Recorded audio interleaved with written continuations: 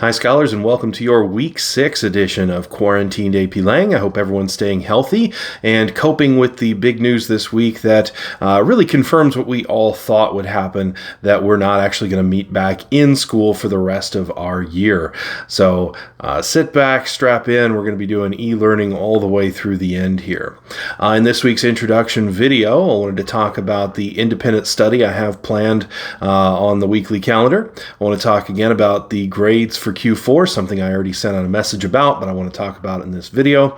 And then we'll get into Week 6 at a glance.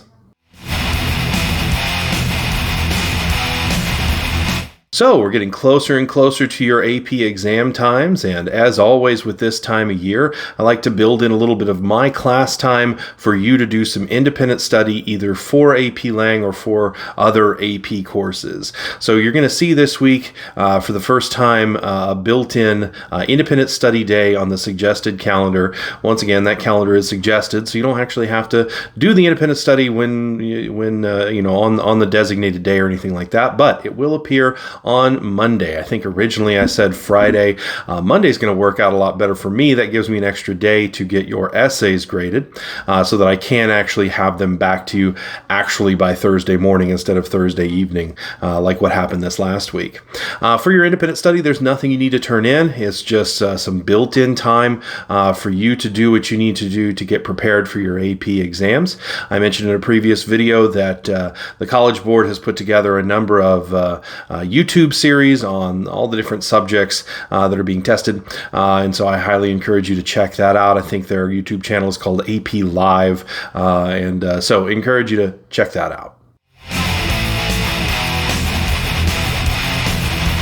Let's talk about grades this quarter. So once again, I want to go through how the grade book will look by the end of this quarter. I'm going to take a total of 8 graded assessments. That'll be 6 Q2 essays and then the Q1 and Q3 that you wrote at the very beginning of e-learning.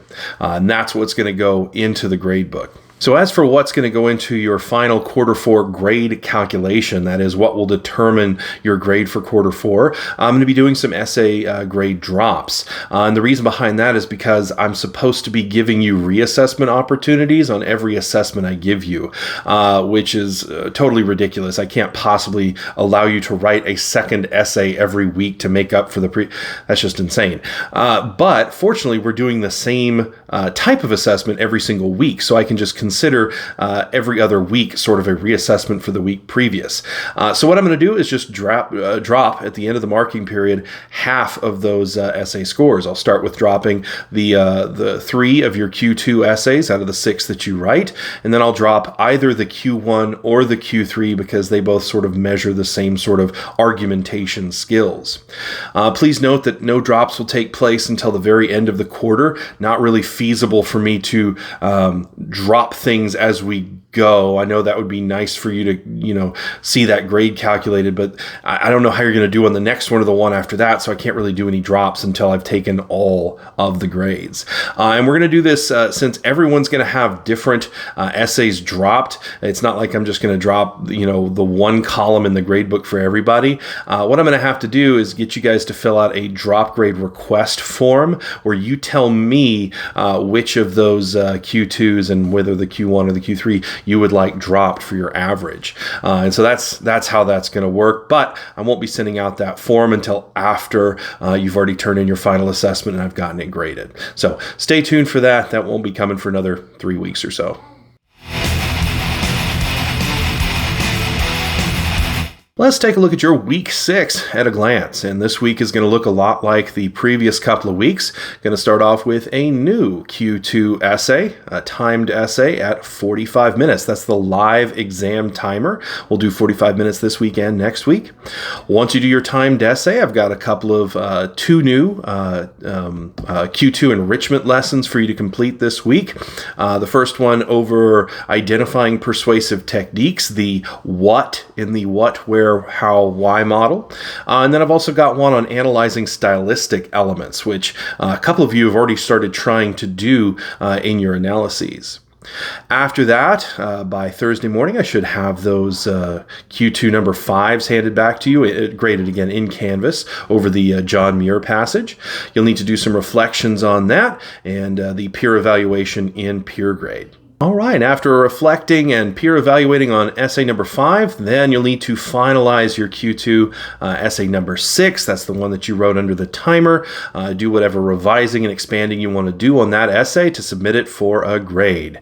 Then lastly, as always, please submit that to the peer grade assignment for next week by Sunday at midnight. Otherwise, next week you won't be able to participate in the peer evaluation.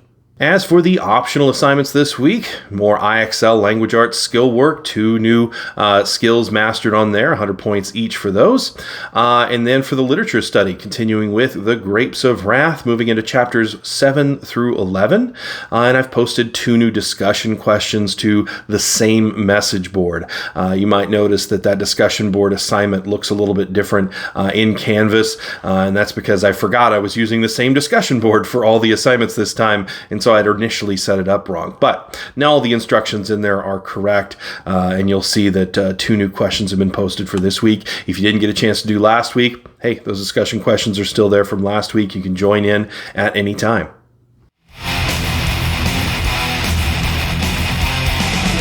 And finally, scholars, this week's virus movie. If you're curious about where the various movie stills have come from throughout this presentation, one that might be a little more recognizable to you guys, pretty popular film. This is 2002's 28 Days Later, directed by Danny Boyle, starring Cillian Murphy and Brendan Gleeson. I remember this movie as sort of the first mainstream zombie flick to feature the, quote, fast zombies. Before then, most of the big horror flicks, at least those that were popular at all, had slow lumbering zombies that you can just kind of run around. This one had, of course, the infected who ran faster than normal people and were just super aggressive. I remember this movie as well for its sort of clumsy messaging about war and violence and all that, which of course are deplorable things, but the film didn't do a very good job of tackling that. But that's okay. Still a very exciting film. I remember seeing it in theaters and being really impressed with it. Haven't seen the sequel, 28 Weeks Later. People keep telling me that that's a really good one too. Jeremy Renner's in that one. I'll have to check it out. All right, scholars, that's all I have for you for this week 6 video. I hope you guys are continuing to stay healthy. Please keep working hard. Please keep being nice, and please keep staying inside. Please don't be like those foolish protesters trying to assert their American right to spread a deadly infection to the people they love. Those people are just being goaded on by a bunch of morons. So please be good to yourselves, be good to one another, and as always, if you have any questions, don't hesitate to contact me, and I'll see you when I see you.